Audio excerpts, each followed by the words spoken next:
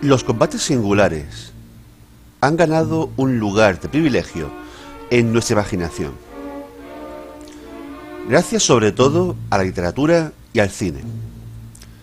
Sin embargo, la realidad de los duelos supuso noches de angustia para muchos hombres que, atrapados en el arcaico concepto del honor, se encaminaban hacia el riesgo de morir en la flor de la vida, antes que ser tachados de cobardes.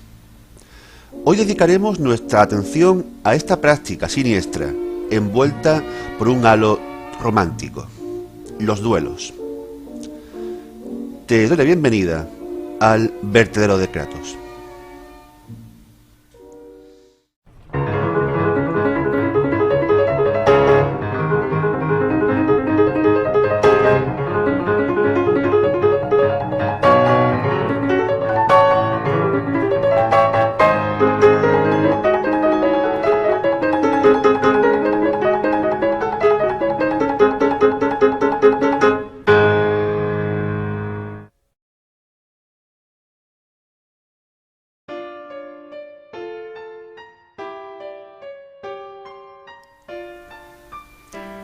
En la antigüedad, cuando la guerra era un asunto local y la muerte de un elevado número de hombres de una tribu o de una ciudad-estado podía suponer una gran calamidad, aun en la victoria, la opción de que un conflicto fuese decidido por el enfrentamiento entre los campeones de las dos partes contendientes podía ser una buena alternativa. Sin embargo, corriendo los siglos, la guerra dejó de ser un asunto local, sino global, con lo que el duelo entre campeones dejó de ser una alternativa válida. Había mucho en juego. No obstante, este no es el tipo de duelo del cual vamos a hablar. El combate singular, como elemento para impartir justicia, está fuertemente instaurado en los pueblos germánicos y escandinavos. Dos hombres libres enfrentados por una querella personal podían dirimirla en un combate que incluso podía ser a muerte, bajo la creencia de que los dioses concederían la victoria a aquel que fuese amparado por la razón. Los juicios por combate siguieron siendo una realidad en Europa durante toda la Edad Media, esta vez con el dios cristiano como juez supremo. La barrera social, sin embargo, era férrea. Un noble y un plebeyo no podían batirse. Si la querella era entre miembros de diferentes estamentos sociales, el plebeyo no tenía otra opción que tragar o ser apalizado, en el mejor de los casos, por los sirvientes del noble. El fin de la Edad Media marcó el inicio del duelo tal como nos lo han pintado las novelas de Alejandro Dumas. Ello se ve favorecido por el hecho de que un tipo de espada ligera y portátil, la ropera, se fue convirtiendo en un elemento habitual en la indumentaria del caballero.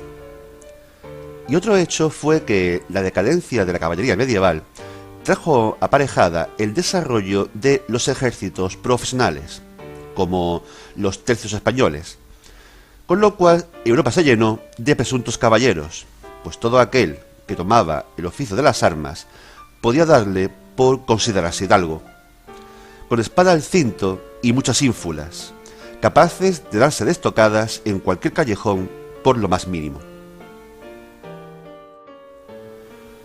Teniendo todo esto en cuenta, así como el hecho de que las diferencias sociales seguían siendo importantes, un marqués o un conde en la vida iban a batirse con un simple soldado, lo mismo que tampoco iban a batirse entre sí oficiales de un ejército con diferentes rangos.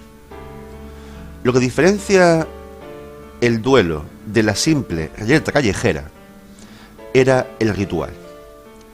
Las reglas del duelo cristalizaron durante el siglo XVII, con la aparición de la figura de los padrinos del duelista, que acordaban el lugar y la hora del encuentro, asegurándose además de que los contendientes se comportasen con toda corrección. Durante los siglos XVIII y XIX se instauró para los duelos el uso del sable, arma adoptada por los cuerpos de caballería, y de la pistola. Ello modificó totalmente el panorama en los duelos, ya que, gracias al uso de armas de fuego, ya no era preciso el aprendizaje de la esgrima para salir con bien de un lance de este tipo. De hecho, había quien opinaba que el duelo a pistola era la manera más justa de que dos caballeros dirimieran sus diferencias, considerando la habilidad en la esgrima como inútil en caso de igualdad e infame en caso de superioridad.